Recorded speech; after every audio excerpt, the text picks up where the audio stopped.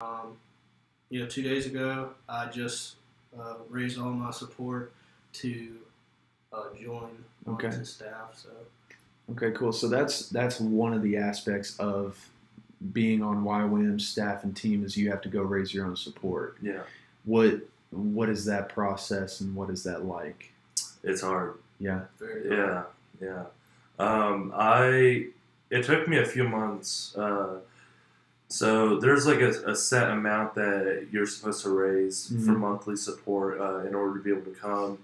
Basically, just like because if you don't have that much, it's hard to survive. Yeah. And so it took me, I want to say about a month just to raise $250 in monthly support. Mhm.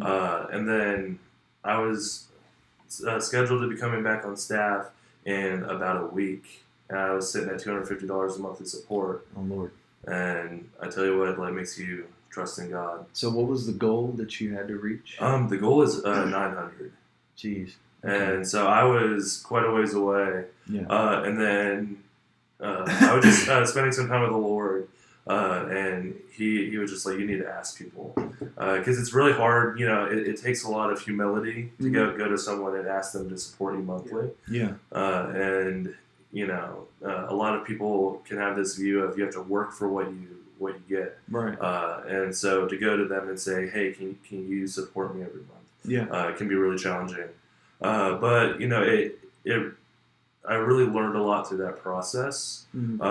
And then after spending that time with the Lord, and He just kind of kicked my butt on it, I actually ended up raising more than what I needed over the next 4 days. So really in reality, in raising money, God's after your heart. And He can make the money disappear like that Mhm. if you wanted to. So he's just after your heart and after you to surrender and trust in Him. Mhm. And once you do, that's when you see the finances come in. Yeah. So So what causes you to want to enter a life like that? Because